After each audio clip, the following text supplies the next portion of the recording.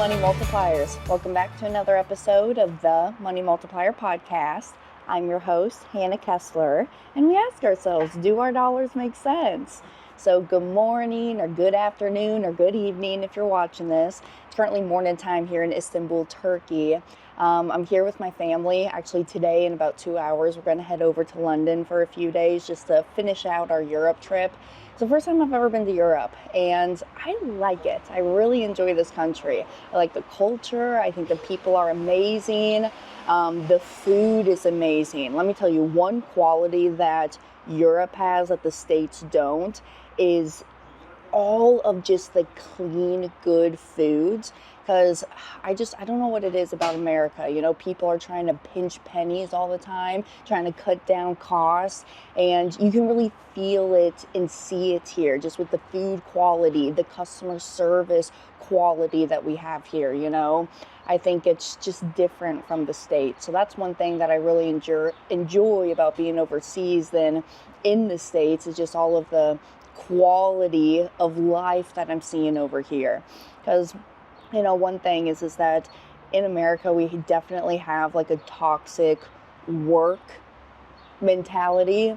You know, I don't know if y'all can feel this, but I sure feel it within my own life, is that if I'm not working or actively doing something, even if I'm needing to take some rest days off, I just feel anxious, right? I almost get a little bit depressed because of it. Because I just feel like I always have to be going, doing something, or I'm not being productive with my day. And that's just not true. So this episode, it's titled Erase the Distance, because I want y'all to get to know me a little bit deeper. I know I did about a year ago a person behind the podcast episode, and a lot of y'all really enjoyed that, just getting to know me on a deeper level. So we're not going to get too deep into money. I'm going to put in a little bit of nuggets as this episode goes on. And this episode may be a little bit longer than what I normally do my episodes as, because let me just be real with y'all. I'm going to be taking about a quarter of the year off from filming any new content with the podcast show, because I need it. I need it for my mental health, my physical health. I've been saying this phrase a lot. I need to get my house in order, figuratively and literally. Because I moved into my condo back in November of 2023. Okay, so get this. I remember the exact date. It was November 23rd, 2023. I think it was November 23rd. No, I lied. It's November 11th, 2023. Remember, it's November 2023. And I bought my condo and I bought my new Bronco on the same day. So it was a big day for Hannah Kessler. But ever since I moved in, you know, that next month, okay, so or the following month in January, I literally packed up all of my stuff into my van and I went hiking, went traveling around the country, because I had some tickets. I like to go to this music festival called Gem and Jam every year. It's based out of Tucson, Arizona. It's hosted in early February. So to get out there and kind of just leisurely stroll over to the West Coast from Florida, I like to leave about a month in advance. So I had my best girlfriend, Maddie, come and stay at the condo, watch Monroe for me. I took Daisy with me on the road. I think this next year, I'm definitely going to be taking both of the kitty cats with me as I travel, because now they're getting along a lot more now. Because I'll tell you, when I first brought Monroe home, I think y'all know the story about Monroe, but just quick little recap. Monroe I found in a tree at my grandparents' house in Alabama, and I looked at her and I said, okay, little girl, if you're still here by the morning time, I'm going to pack you up and I'm going to take you back home to Florida with me. And guess what? She was still there, so I packed her up and I rehomed her, and now she's a Florida girl with me. But they were kind of, because Daisy was just so used to being by herself all the time that she wasn't used to having another cat around, especially a kitten. And so Daisy was kind of being her bratty, sassy little self. But now they've finally been hanging out. They've been cuddling together, sleeping together. So it's been nice. So I'm going to take both of them. Quick little update there too. And actually, you can see this. I started vlogging again. I have another YouTube channel, if y'all don't know. It's, if you just search up my name, Hannah Kessler, Hannah spelled the same way as forwards and backwards, Kessler with one S on YouTube. go and watch some of my vlogs. My February one just uploaded. March is going to be uploading here soon. April I recorded, and then now here in May I'm recording a lot of my travels over here overseas. So go and follow some of those personal adventures. I think they're really fun. They're really cool. I'm also just doing it for myself, just to document some of the things that I've been doing, so that I can look back when I get older and say, oh my goodness, I remember these trips and look at all of these memories. But long story short, my van got totaled, okay? So I remember I was hosting our annual Money Multiplier Mastermind event in Nashville, and a hurricane hit that weekend before the event. So a lot of my Florida people couldn't come and attend the Nashville event just because they had to take care of personal matters at home. And one of the things that I didn't even think about, because it was parked in a storage facility more inland, is my conversion van. And if you follow me, you know how much I love that van. And the retention pond within the storage facility flooded, and the water came up about 4 feet, and my van is parked very close to that retention pond. And so essentially water just got within the engine. Water went inside where all of the customizations were in the back of the van. So it was totaled. I mean, they were telling me that, hey, you're going to have to buy a new transmission. You're going to have to do basically the whole shebang if you want this thing up and running again. And so essentially it was going to just cost the same amount of money just to go buy myself and customize a whole new van as it was to restore that van. So luckily, Allstate paid out the claim. So God bless on that one. So Allstate paid out the claim. The check should be there when we get back from Europe. But I did, however, after I grieved all of it, I talk about it in my February vlog over on my personal YouTube channel. I grieved over it, and I put a deposit down for a new van build. This one's not as customized as what I did for the first one, and I definitely learned a lot going this the second time, not being my first rodeo. I now know what I want. I know what I need within a van. And I'll say my first van was amazing, okay? But there were some little critiques that I could have changed and made, and some things that I did need, some things that I didn't really need while being on the road. So I'm excited for the second van, but it should be done at the end of July. And the folks who are building it out, they're based out of Las Vegas. It's called Noovo, Noovo. So you should go look them up. They're really cool. But I'm going to go pick it up here soon, and then I'll start traveling again in the van, going all around the country, just me and my kitty cats living the life that I want to live, because that's what we're all after, is it not? Just the life, being able to live life on our own terms and not having to have our pocketbook or our bosses or the location restrictions tie us down to where we have to be. So that's really my passion, is just to show and teach people that, hey, you can really cultivate the life that you want to live, but there are going to be some sacrifices that you have to take in these early years to then live that long, happy, fulfilled lifestyle in the later years. So I'm really looking forward to it. Also, I am sitting outside here today, so hopefully the audio is not picking up all the traffic moving by. Quick little fun fact before we get into the episode. In Istanbul, there's a recorded population of 16 million, but what they're saying is there's probably about 20 million who lives here. Now, put this into perspective. New York City, guess what the population of New York City is? 8.8 million people. Now, I do agree, Istanbul is, I think, bigger. I don't know, y'all have to fact check me on that, but I do think it's bigger just looking at the map. But again, you're hearing that advice from a gal who failed geography. So I do think it is bigger, but just the population of 20 million compared to New York City being 8.8 million is just, there's lots and lots of traffic and people. I mean, I'm grateful to experience the city, and we're really here because my brother had a procedure done. I'll share maybe his procedure story later, because I think it's still very new to him and he doesn't want people in his personal business right now. But that's the whole reason that we had to make this stop here in Istanbul before we carry on our adventures to London. So I just want to kind of share with y'all about how I've gotten here to what I'm doing today.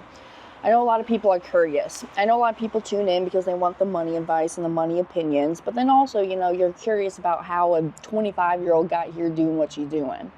And yes, I've had a lot of blessings in life too. I'm grateful to have an amazing family who has taught me. They've had to go through the struggles of learning everything on their own.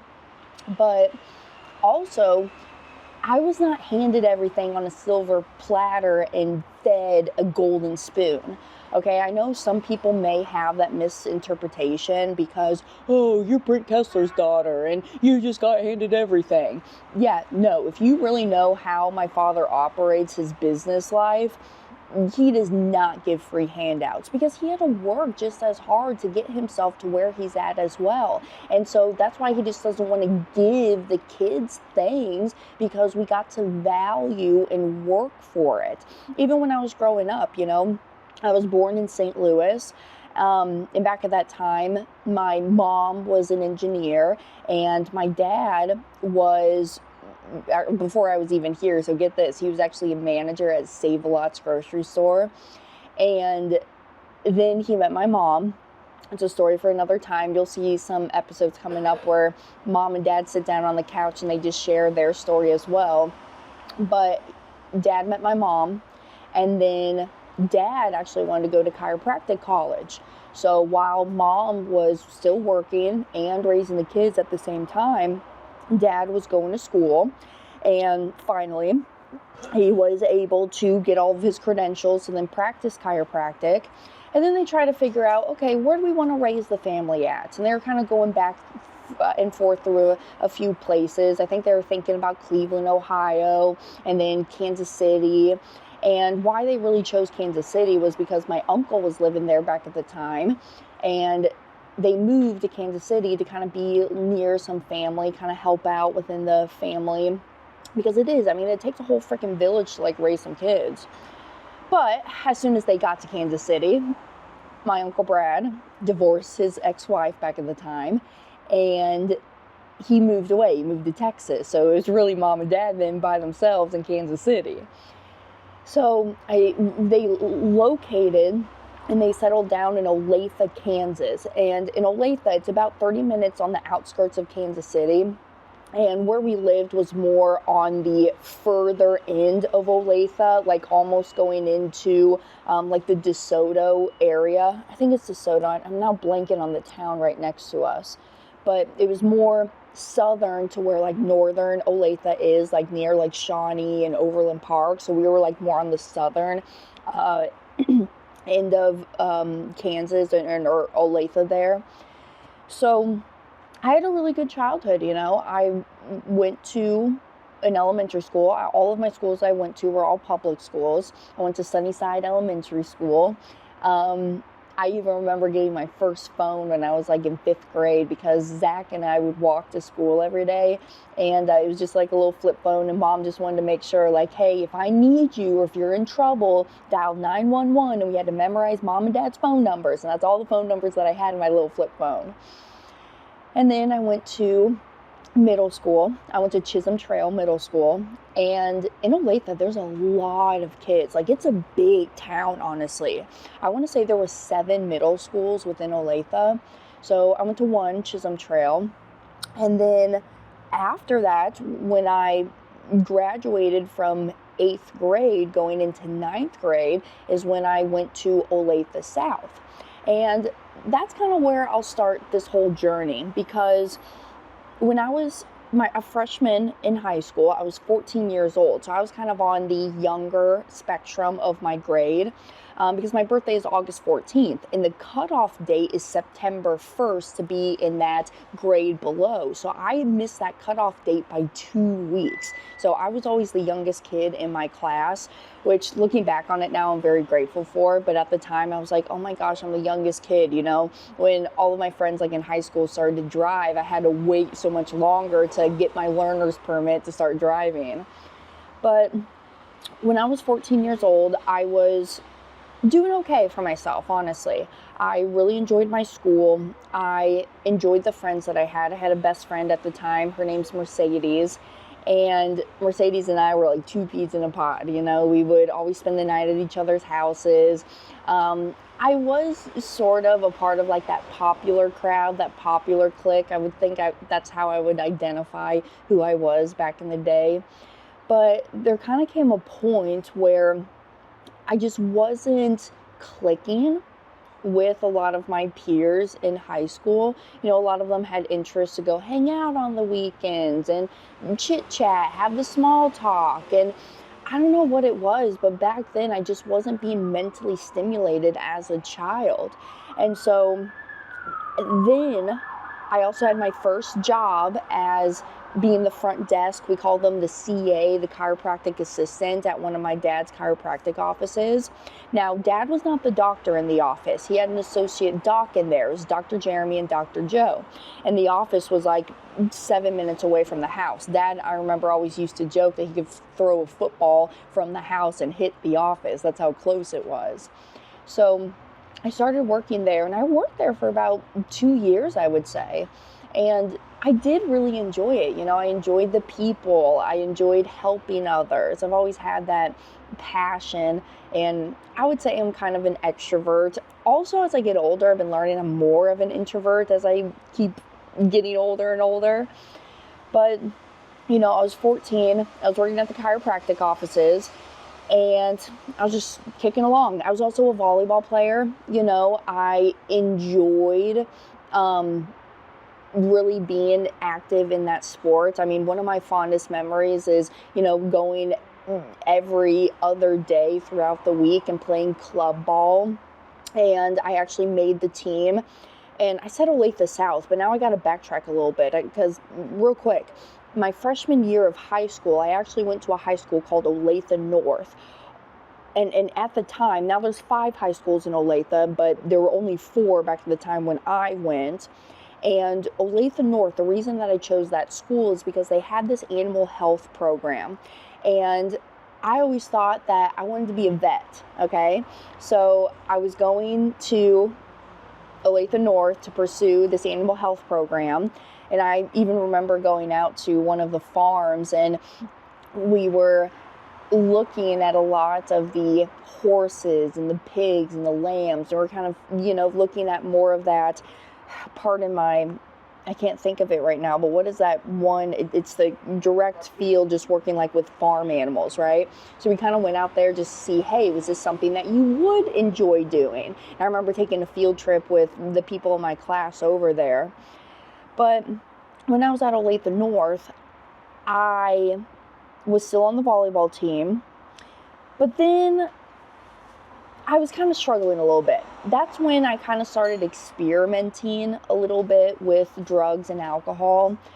First, it was alcohol.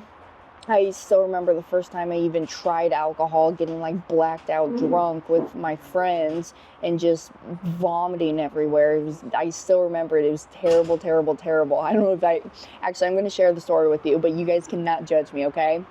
I was with 3 of my girlfriends. It was Sadie, Carly, and Jean. Sadie, Carly, and Jean. And we went to our first ever high school party. And the party was at a senior kid's house. So first of all, why are you senior boys hanging out with a bunch of young freshmen? That's weird, first of all. You don't think about it back then. You think you're so cool when you're 14 years old going out to the senior party. But I remember trying my first sip of vodka. I remember it was Fedka vodka, and it was out of like a little 5th bottle, right? And I just remember thinking that it didn't taste like anything. I think I was so young at the time that I just remember I was like, this stuff is great. This stuff doesn't taste that bad. And I was literally sipping it out of the bottle, and I got so hammered to the point that I was vomiting everywhere. That Sadie, still my best girlfriend to this day, I had this like one of my favorite Olathe North shirts on, and she literally had to cut it off of me just to get this shirt off because I was just so incoherent, just so out of it. Oh my God, just thinking back to all that crap. But that's when I started to experiment a little bit more. Then that summer, I was getting into even more trouble. I would sneak out of the house. I'd be going to all these parties. I mean, back at that time, this is really bad, but I had a boyfriend who was like 20 years old. So put in perspective, I was 14, he was 20, and we were hanging out. I was skipping class to go hang out with him. It got to the point where the school was calling up mom and dad saying, hey, Hannah's not here at school. Where is she? Get her ass to school. And mom and dad got to the point where they're saying, well, we don't know where she's at, so if you can find her, please tell us where she's at, okay? Because I don't know what to tell you at this point. Like, that's how bad it got. So then when I was 15 in that summer, my dad says, hey, I think it would be a good idea if you go visit your brother, my older brother, in Pittsburgh, Pennsylvania. Just go spend a little bit of time with him. And I said, okay, I'll go spend 2 weeks with him. So what Dad did is he bought me an airline ticket. We went up, flew myself up to Pittsburgh, and I was hanging out with him. And back then in Pittsburgh, Sean did not live in the best area. Come to find out too, he and Allie, Sean was like only like 24 years old, and Allie was like 22 at the time that I was going up there and living with them. I didn't understand how young they were, but I was visiting them, and I was like, okay, yeah, this is all hunky-dory, you know, like hanging out with you and seeing you, and like I said, it wasn't a great area of town. It was in New Kensington, Pennsylvania. New Kensington. I remember walking around the area and even going to the gym back then. I had a little membership at the YMCA. And when I would go to the Y, when I would walk there were literally needles on the ground walking to the gym, okay? So just to give you some perspective of how this area is. And I was supposed to go home on one particular day, and a few days before that, Dad says, hey, I'm not having you come back to Kansas. I want you to live with your brother for a little bit just because of all the crap that you're doing. You know, I was kind of getting into the wrong crowds. I was using drugs. When I say drugs at the time, it was marijuana, and I was drinking alcohol. And I was just completely out of control. I was stealing the car. I was sneaking out of the house. Let me share this quick little story. When I was in Kansas my freshman year, I remember walking out and taking the keys to the Lincoln Navigator, hopping in the car, and going and picking up a boy. I remember the boy's name. His name was Cole. And Cole was at a Shawnee Mission West school. And I picked Cole up. We were just hanging out. And I bet I would have gotten away with it. But what I did is I stole my mom's credit card. God, Anna. I stole my mom's credit card. And how she found out is there was a McDonald's charge at like 12:30 in the morning. Again, I was just stupid and naive. I would have gotten away with it if I didn't make that McDonald's charge. But what was going through my mind at the time is, hey, I'm going to steal mom's credit card because what if there's no gas in here? You know, I'm making some money, but I really wasn't making that much money. So if I need some gas, I'm going to take mom's credit card so that we can fill up the gas tank. God. So Dad says, you know, I just need you to go and just be with Sean for right now because Hannah, it can be Sean or we can send you to boarding military school. Those are my two options. So I stayed with Sean, and I hated it. I remember being so freaking depressed. I remember just even laying in bed until about 3 p.m. every single day. And this was during summer, right before the school year started.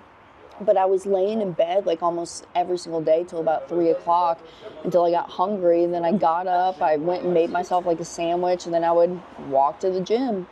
And I'd be there for about 2 hours, and all I would do was just kind of run on the elliptical and watch. I remember watching a lot of Dr. Phil, because, you know, Dr. Phil would come on during like the afternoon hours.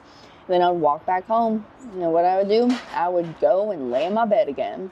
So I don't know, I just remember being very, very depressed back at that time. But I took out all of that resentment on my parents when more so it was me. It was me causing all of this. But I didn't understand that at the time. I was blaming other people for my actions and what was going on with me. I know there's a lot more people getting up now. Hopefully you can still hear me. Maybe I'll move. Hey money multipliers, pardon the interruption. If it's been a while or if you've never seen my presentation on the infinite banking concept, what I like to call the money multiplier method, click the link right here, themoneymultiplier.com/presentation. I'm telling you, this information is going to drastically change your financial life. All right, let's get back to the episode. All right. I had to move locations. It's hard to find a good place to record when you're out in public.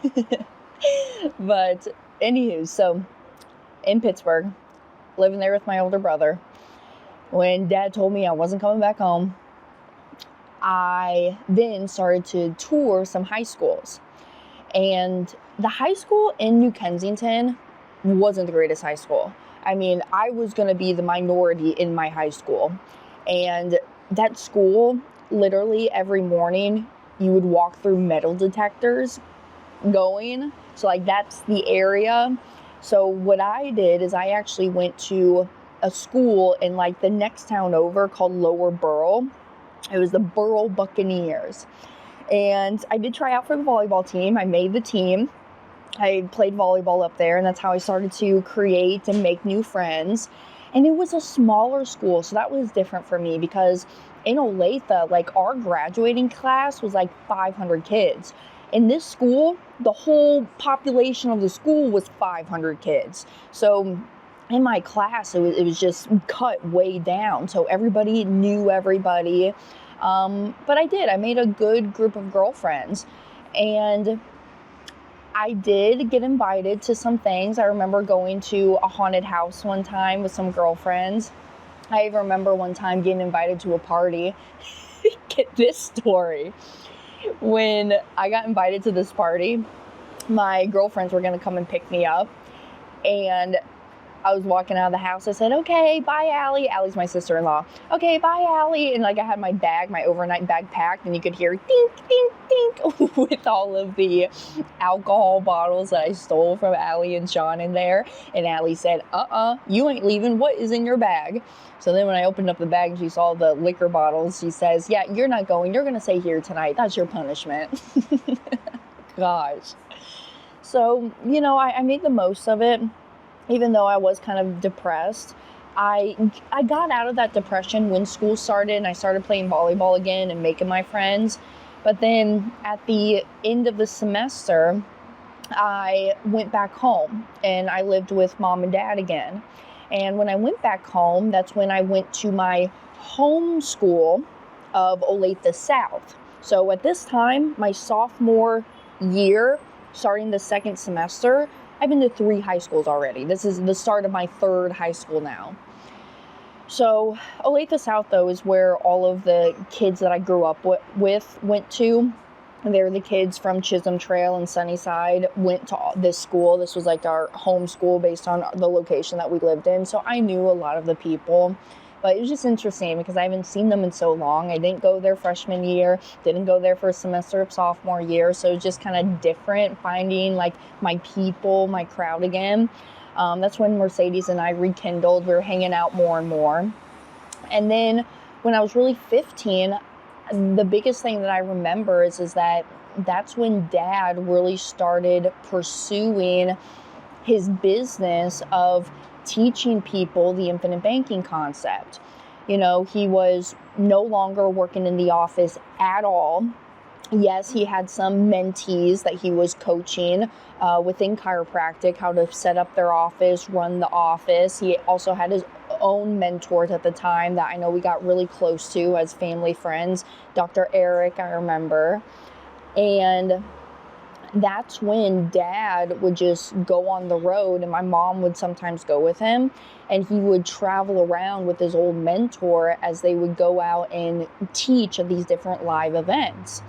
So when I was 15 going into like kind of being 16, I remember I just realized that mom and dad were not around a lot. And that kind of allowed even some more freedom for my destructive behaviors to seep in. And grandma and grandpa would come and stay with us. I remember Charity was our nanny who would even come and stay. I did really enjoy Charity. I enjoyed her to the point that actually she invited myself and Mercedes to her wedding when she got married, and we still stay connected on Instagram. Speaking of, I should probably reach out to her as I'm thinking about it. But I just remember being so mad at mom and dad. I was still doing volleyball. They wouldn't come to my volleyball games. They weren't there at the tournaments. It was either grandma, grandpa, or Charity kind of being in the stadiums, cheering me on, which was great. I'm happy that I've had that support, but there's no... You want your parents there, you know what I mean? Like I wanted mom and dad there. Yes, it was great that grandma and grandpa were there. It was great that Charity was there. But mom and dad, where are you at? Why are you guys not here? They would come to some games, but I wanted them at all the games, right? So they would make the ones that they could make, but they couldn't make all of them like I wanted them to. So again, I fell into the wrong crowd. And at 16, I was still partying, still drinking. And that's when I kind of got into the EDM scene. EDM stands for electronic dance music. That's when I met Maddie, who's still my best friend to this day. And Maddie introduced me to some music artists. I remember Bass Nectar was a big one. Now Bass Nectar is canceled with the whole cancel culture for valid reasons, in my opinion. But no more Bass Nectar. But he was almost like, he was like the Fish or the Dead and Company. Dead and Company? Or the Grateful Dead, sorry. Dead and Company still going around. But the Grateful Dead at this time. So Maddie really introduced me to that whole music world and just the energy, the people, the kindness everybody had. So... And I fell in love with it. I've always had a love for music, but really being within the house music, the bass music, the psychedelic trance music, that was really cool. I really enjoyed that. And just the community of people that it brought together. So around the times of 16, I was going to a lot of these EDM shows and music shows. So... At that time as well, I was also a waitress at Cracker Barrel, all right?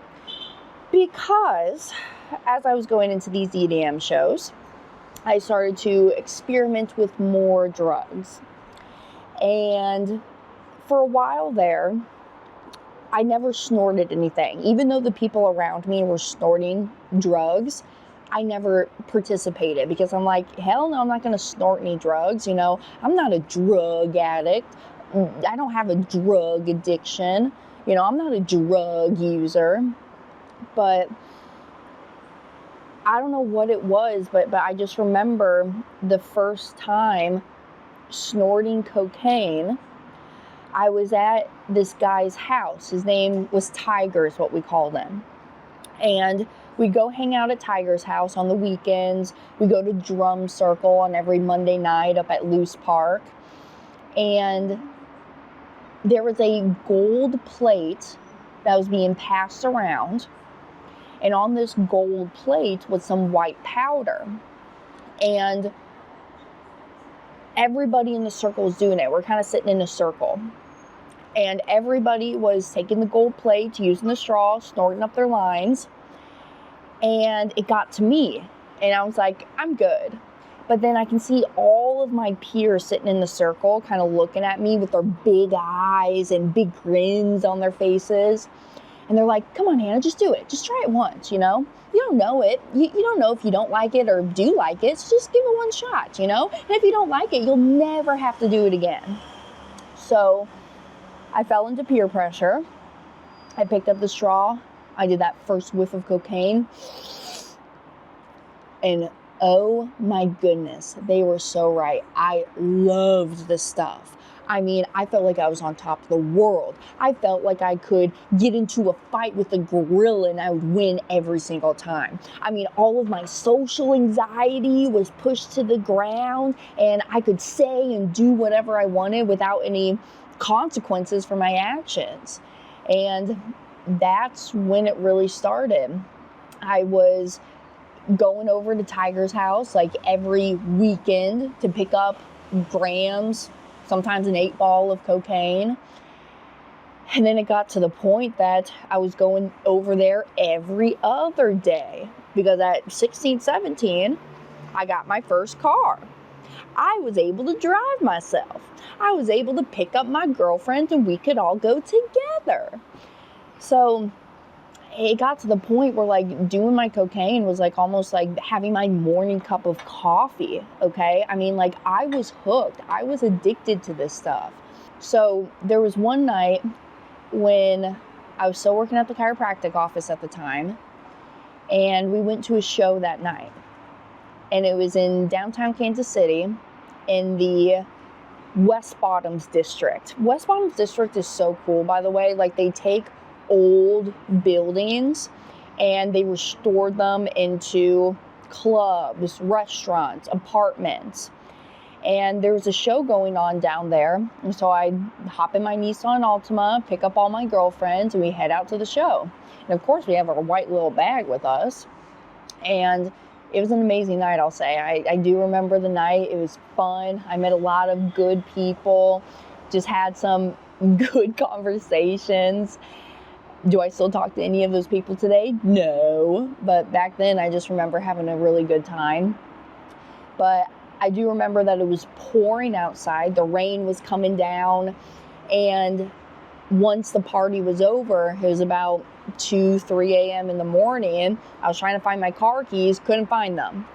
Come to find out, I dropped them in the parking lot somewhere. Dancing too hard, doing something. I just, loosey-goosey, they dropped somewhere. So what we did is we had to call a 1010 taxi to take us from downtown KC back to Olathe. And where we're at in downtown KC, it was probably like a 45-minute drive back to my house. So, I don't know, I got home probably around like the 6 a.m. hour after all of that happened. And I had to be at work by 7 at the chiropractic clinic. So I hop in the shower, didn't sleep a wink, get all my scrubs, and I head over to the chiropractic clinic. And that following day after my shift, I remember I was just so tired. Come to find out, some of the patients that I was seeing, they were telling the doctor in the office at the time that I was slurring my words.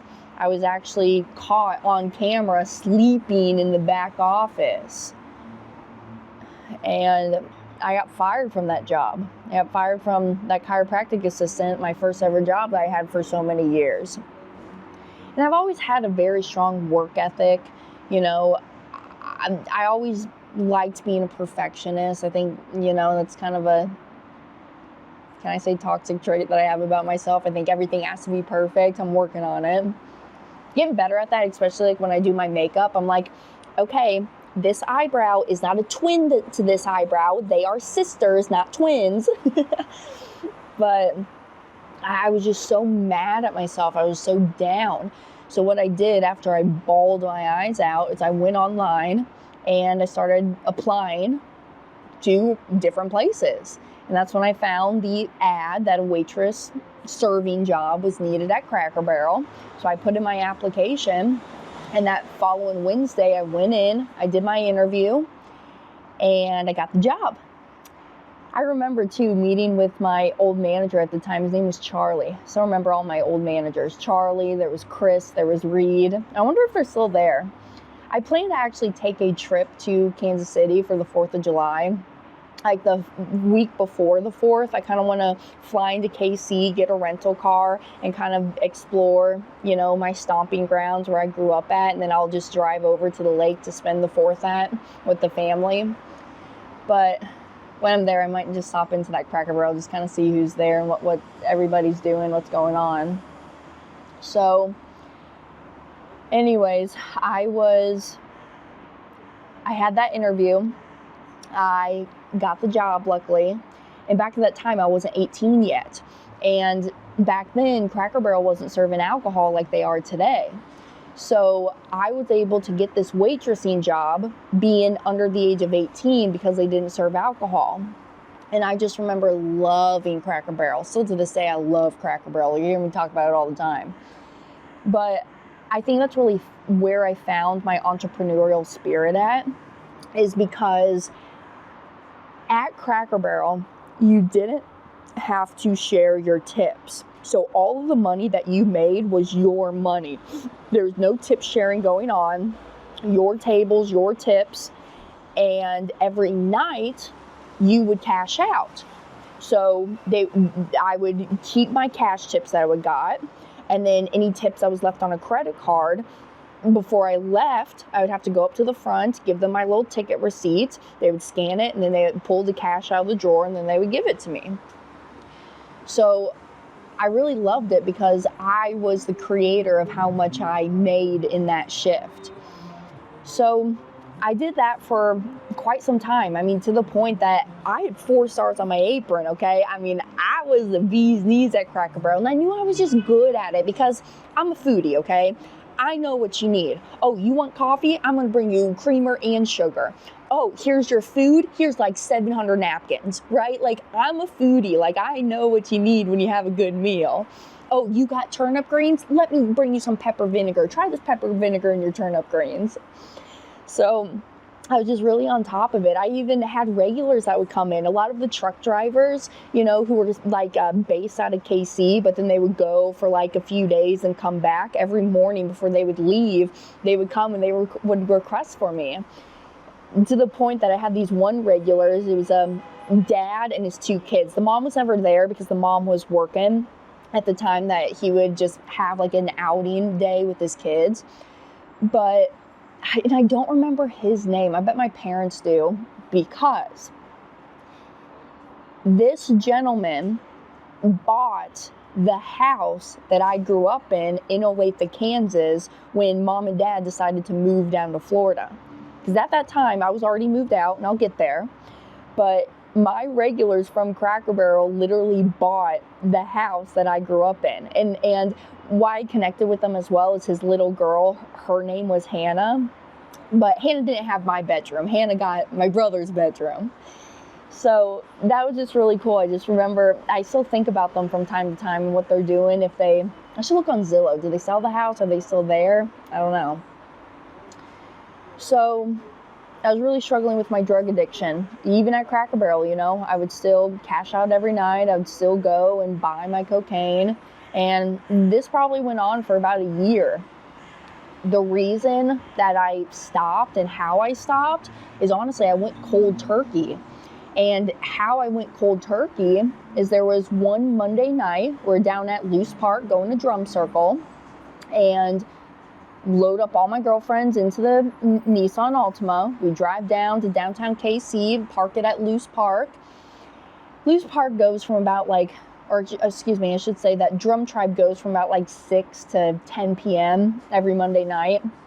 And of course, we bring our white powder with us. And we stayed a little bit later until the drugs were out. And once the drugs were gone, I wanted more, right? You feel that, like especially with cocaine, you do it, and then once you don't have it, you have this hunch or this need to keep having more. So I call up Tiger and I say, hey man, I'm needing another little gram of cocaine. And I think he told me it was like, what did he tell me? It was $60 back then, $60 or $80. I don't even remember. But he told me it was $60 for a gram of cocaine. So what I did is I went down to the US Bank ATM. I withdraw my money out. And then when I get my little receipt, it tells me I have a negative balance in my bank account. And that's when it really hit me. That's when I was like, all right, girl, you got an effing problem. So that night, I did not go pick up the other gram of cocaine. I started to distance myself from those friends, from Tiger. that a few months passed, and I remember reading in the Kansas City Star that there was a young man and a young woman who died in a car accident. And how they passed away is because their car went into the oncoming traffic, and it was a head-on collision. And come to find out, the gentleman in the car, it was Tiger. I mean, I was this close. I could have been that girl sitting next to him in that passenger seat with him if I didn't cut out the bullshit that I was doing, pardon my French. So I was living a lot healthier life. All of those friends kind of died off when I stopped doing the drugs, when I stopped partying. So I finished high school, luckily. I graduated early, actually. I graduated a semester early. High school was not my favorite time, I'll say. I was finding a hard time figuring out who I was, finding out the friends, the people I have within my circle. So when I was 17, I actually moved out after that semester of high school ended. Mom and Dad helped get me an apartment in Shawnee Mission, Kansas. And looking back on it now, that first apartment was so spectacular. I had this massive walk-in closet. It was a 1-bedroom, 1-bath. That's actually where I got Daisy at the time. It was Daisy and her sister Tallulah. I'll talk about Tallulah in another episode, but there's a sad story there about Tallulah. But that's when I got Daisy. She was a kitten. How I got Daisy is one of my coworkers at the chiropractic office. She calls me up because she was living on a farm, and one of her cats got knocked up, for lack of better words. And when her cat started to have little kittens, she says, "Hey, I can't keep all of these. Would you want one?" And so I said, "Yeah, I'll take one." And so when we go and meet up, she brings 2 to me. I was like, "Girl, I can't have 2 cats." And she has one in this arm and one in the other. And she was like, "Well, this one's going to get lonely without this one. They need little buddies with them." I said, "Okay, I'll take both of them." I didn't down my apartment at the time because I'm like, I'm not paying a pet fee, pet rent. So we had to kind of keep a hush-hush. I didn't even tell my parents for the longest time until Mom wanted to come and visit me, and then I had to tell her.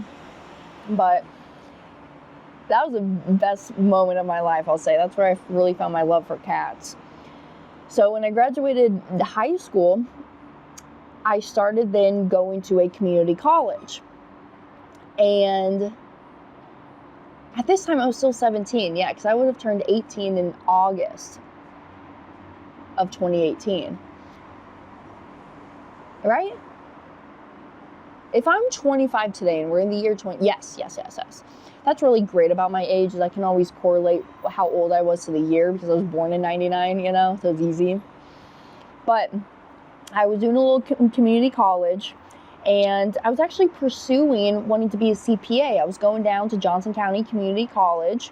Wasn't playing volleyball back at the time. I stopped volleyball once I got to Olathe South because, or I should say, once I started going to community college, I did enjoy it. I had to learn the art of self-discipline. You having to get yourself up, you having to go to the classes because no one's going to hold you accountable. The school's not going to call up your parents and say, "Hey, where's Hannah at?"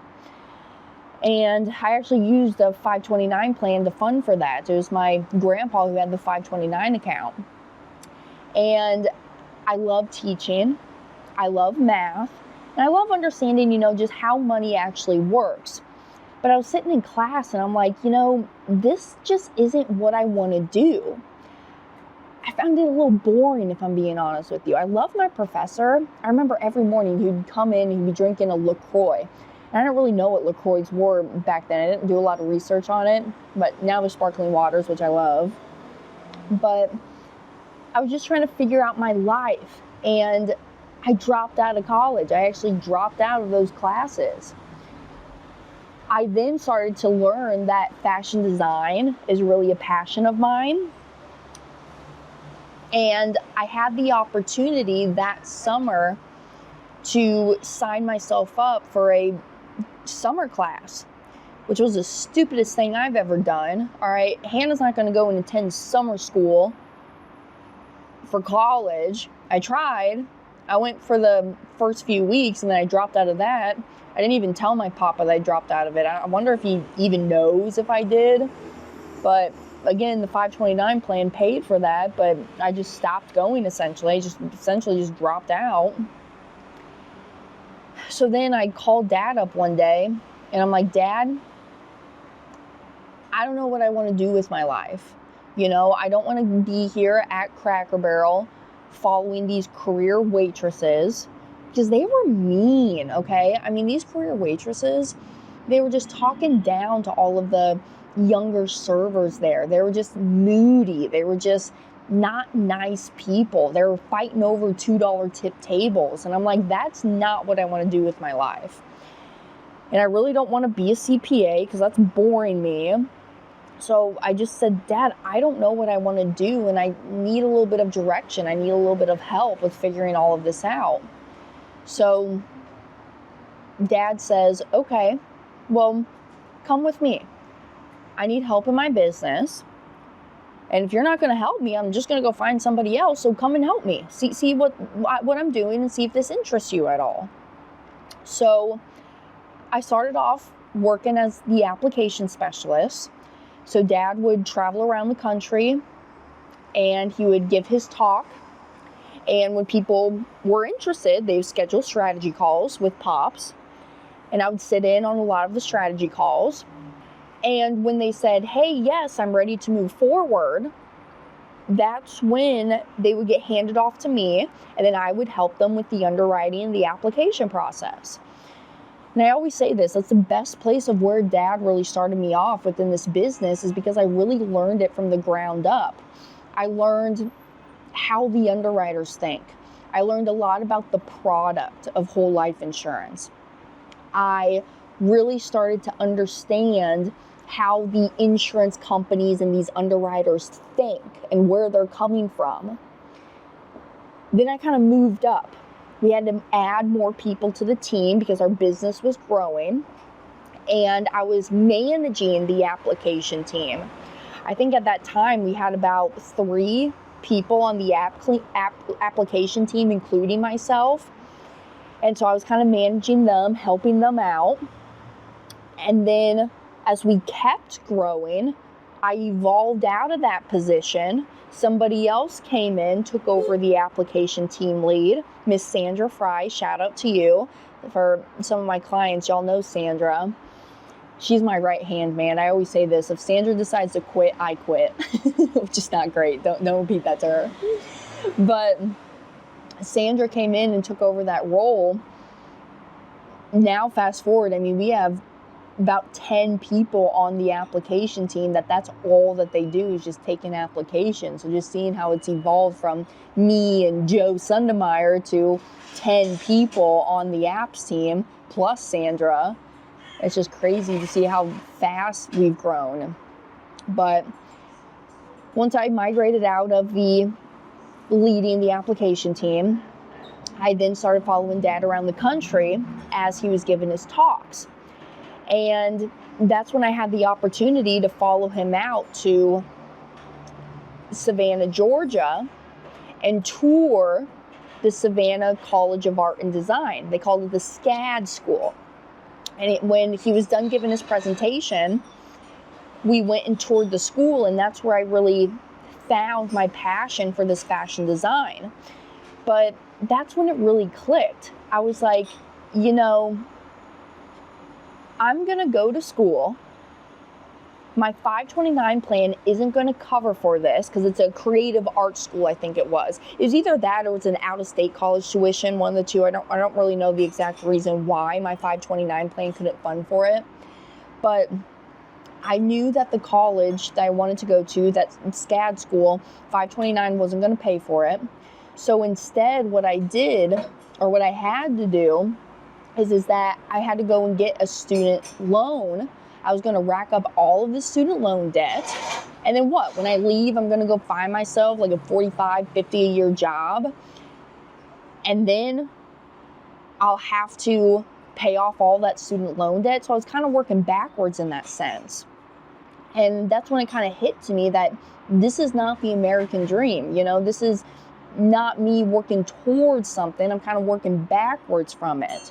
So that's really why I'm on this mission to build my cash flow, build my cash reserve, so that I can really treat the fashion design as like it's a hobby to me and something that I enjoy and love doing, instead of having to build almost resentment towards it if I have to do this as a job because I'm not making enough money just to put a roof over my head and put food on my table. I don't want to work in that stressful environment and live life that stressfully. So that's really a big overview of how I've gotten here to the point that I'm at. So last few little things I want to tell you is, a lot of people ask me about my dread story. I kind of left it out of here, but y'all may notice that I have 2 dreadlocks in my hair. When I was 17 years old, and I was still doing all of my EDM festival stuff, which I still do. I mean, I just love the community, love the music. I was going to a lot of these camping festivals, and I got a big old knot in the back of my head. And I said, you know what? I think I'm just going to dread my hair. And that's what I did back in the day. When I was a senior in high school, starting my senior year at Lake the South, I started to dread my hair. And Mom hated it. They still hate it to this day. They keep making jokes. They're like, you know, I could just clip those 2 little things out. They've just grown to me now. I don't know. At some point in my life, I'm going to cut them out. But it's hair, okay? I'm like, Mom, Dad, aren't you glad that I did this with my hair? Where hair can grow back instead of putting piercings all over my body and get tattoos. Yeah, I have no piercings besides the 2 in my ear and no tattoos, okay? So I'm like, Mom, Dad, aren't you glad I didn't do that and I did this to my hair instead? But I brushed out my dreads actually when I was living in downtown Kansas City with some of my girlfriends. After that Shawnee apartment, I got a place with my 2 girlfriends in downtown. And when I was getting deeper into this business and I was noticing that I was going to do a lot more speaking on money, I was like, who's going to listen to a young girl up on stage talk about money with these dreadlocks in her hair? So that's when it really hit me. And I'm like, I got to take out these dreadlocks. And I had a boyfriend at the time. He helped me brush all of my dreadlocks out. I was very grateful for that. But man, my hair was damaged after that. Very, very damaged. Luckily, she's looking better, you know. I've had these things. Okay, so if that was in 2017, that's literally 8 years, if I'm doing my math correctly. These are homegrown, 8 years long, all right, baby? I mean, they're pretty freaking cool if you ask me.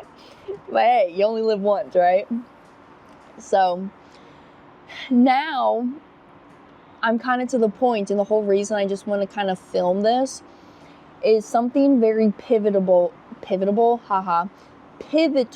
happened to me over Easter weekend just this year. And I'm actually going to be adding this to my book, The Single Millionaire Chick. You can go buy my book. It's on Kindle, $2.99 on Amazon. But in The Single Millionaire Chick is where I talked about how I wasn't going to publish it yet because I still want to keep adding more to it. And when I feel like I'm done with the book, as done as you can be, because you want to keep adding more and more to the book. But the reason I didn't hard copy publish it is because I did want to keep adding more and more to it. And this is the exact reason why. Over Easter weekend, I kind of felt like I was 16 years old again, and I felt like I had the whole world and life figured out, which I didn't. And life kind of threw a sack of bricks at me again, and I kind of hit a rock bottom again. I was burnt out. I'm going through a split up in a relationship, aka my boyfriend and I are splitting up. We've been together for 4.5 years. And he's a great guy, honestly. It's a very mature breakup. But I just got to the point where I was like, we just have totally different life goals. He's okay living on a sailboat, working at the place that he's working at, just kind of doing his thing, being that free spirit that he wants to be. Where me, I'm the type of person where I want to have 3 houses. I want to have my beachfront property, which I already acquired. I want to have a mountain property. And then I want to have a penthouse in downtown Manhattan, New York City, where I'm a billionaire. And then I want to have my own jet too. Those are kind of the goals that I want to have within my life. And I just noticed our goals just weren't aligned with what we want to do. Even though we're great friends, I'll forever love him. I just knew that at some point it just wasn't going to work out just because of our aspirations and the direction of life that we're going in, which is okay, There's no right or wrong way to live your life. Do what makes you happy. Some people are totally happy doing the things like he's doing. My uncle, for instance, which I've talked about for some time, he's totally happy being a botanist, living on a sailboat, just sailing around. That's great. That's not what I want, but that's great that he has that passion, that he's loving and enjoying his life in that manner. So I'm going through that. We were living together as well. So that's bring it back full circle. That's why I say I have to get my house in order, figuratively and literally. And, I got very, very sick as well over Easter weekend. I actually had tickets to a 3-day festival at Suwannee Music Park. It's in Live Oak, Florida, near like the Ocala, Florida area. Honestly, because of Suwannee, that's one thing I would love to own in my lifetime, is like a music outdoor amphitheater with like a campground around it. It's just a magical place. I just love going to Suwannee. But I got super sick that I couldn't go. I did go for one night. I didn't go Friday night. I went on Saturday when I was starting to feel a little bit better. I still lost my voice though. I still couldn't talk hardly. And then also the big reason I just went is because I rented myself an RV. Because I told y'all I don't have my van right now. And Parkinson's law is setting in. Once was a luxury, is now a necessity. I was like, I'm not going back to tent camping. Hell, I don't even own a tent anymore. So I actually went on RVshare.com and I rented myself an RV, just like a little 20-footer, a little pull behind. And I was like, oh my gosh, if I don't go, I'm still going to be out the $1,000. But like, I just got to go. It's only 2.5 hours away. I just want to experience just one night. And it was Dave Tipper's last ever Tipper and Friends at Suwannee. So just with all of that, I was like, I have to go. And I want to be around my friends right now, just for that community support, right? So I just went for one night, went for Saturday night. Yeah, I was a little miserable, I'll say. I really didn't get up and dance a whole lot. I kind of sat in my lawn chair just because of how like my head drainage was, my post-nasal drip and everything happening. I wasn't contagious though. I was like, shit, what do I have? Because I don't really get sick at all. So I tested myself for influenza A, B, and then also COVID. They all came back negative. So I was like, I don't know what in the hell I have, but something. But good thing I'm not contagious. So that's why I went. And I remember once the show got over that night, it was about 2:30 in the morning. I went back to my RV and I couldn't sleep. I was just staring at the ceiling thinking about, who even am I? I got so hung up in this relationship within my business that I kind of lost my identity of who really is Hannah Kessler. What do you like? What do you enjoy? And I just kind of had like this big moment that I had to be honest with myself that I need to really get back to the core of who am I? What do I like? What do I want out of this life? Yes, I've achieved financial freedom, but what good is financial freedom and the wealth that you have if you don't have that mental clarity, the people around you, the health even? So that's really why I want to take this step back just for a quarter from the podcast show because I want to get my podcast studio all set up within my house. Like I mentioned, I bought the house in November of 23. My studio's still not set up how I want it to. And I really want to just work on myself, my faith. When I was down in Mexico City speaking at the Bankers Club of Mexico, on Sunday, they had the cathedral is right there where our hotel was at. So I actually attended Sunday Mass at the cathedral. I grew up Catholic, and I kind of lost my faith for a while. Grew up in the Catholic Church to the point that my mama was teaching Wednesday night school. So we go every Wednesday and then we go every Sunday. And then I just almost turned atheist for a while. My grandfather is actually a scientist, so he's atheist, and I was kind of feeding into some of my thoughts there. But I was kind of questioning. I was like, do I really believe in this stuff because I believe in it, or do I just believe in it because this is what I grew up with, mom and dad believe in it, So then I almost went atheist, and then I kind of went agnostic. I was like, more spiritual, right? I do believe in spirituality. I believe in energy. And I was like, well, if energy cannot be created nor destroyed, we got to go somewhere after this.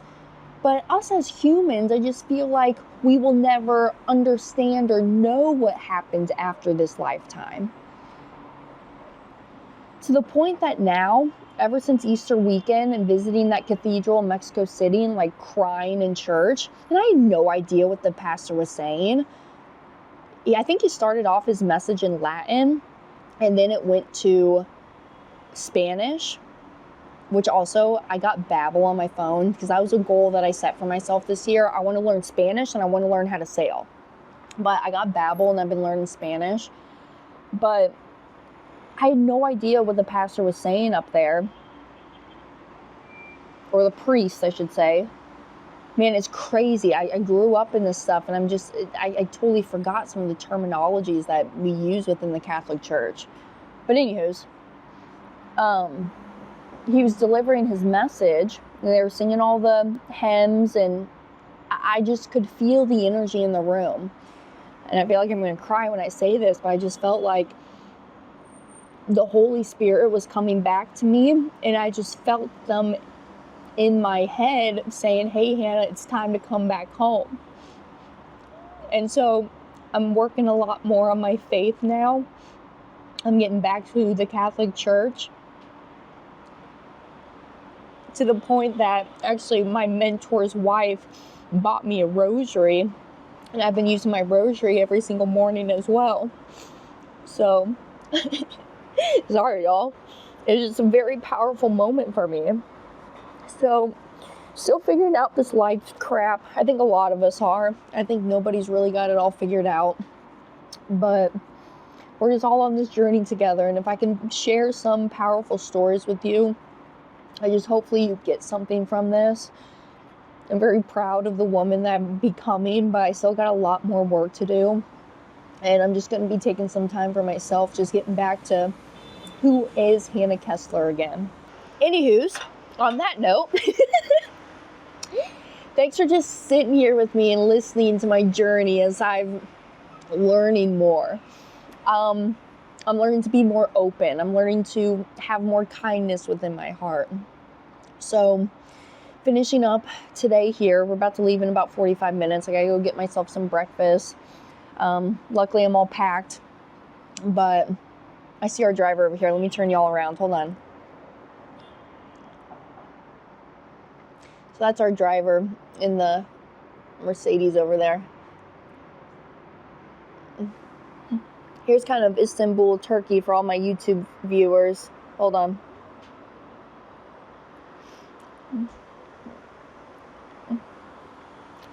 So follow my vlog channel, okay? I mean, I'm not going anywhere. I'm going to be back. We're still going to be uploading on Tuesdays. I just have some recorded episodes within the archive. I also have some film with mom and dad actually leading the videos. So I'm still going to be here, still going to be posting. There's just not any maybe new content from myself in these episodes that we have been having here for some time. So I just appreciate y'all. Thank you for being here. I love you. I love the support. And I'll always be here for you as well. Drop a comment down below and send me a DM on my social media channels. Hannah Kessler. Hannah spelled the same ways, forwards and backwards. Kessler with one S. But I'll be here. I'm going to keep adding to my book during this time. I'm going to work on my podcast studio during this time. That y'all, you are not ready for this new studio. I finally have it in my head. And last little nugget that I'll leave with you.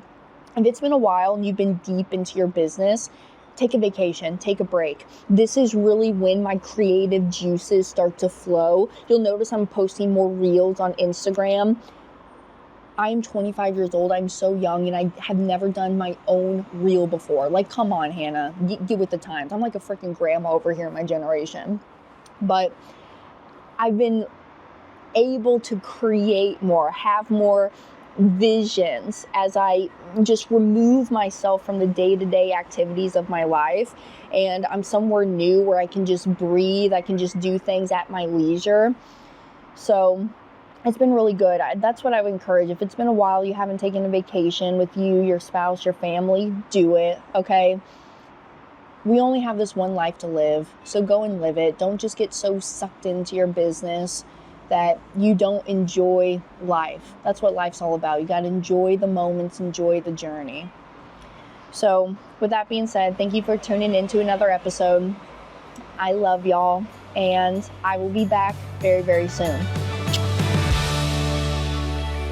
Thank you for tuning in to another episode. Hey, if you liked this content, click right here. It will take you to last week's episode. I'm here every single Tuesday. I'll catch you money multipliers next week. See you then.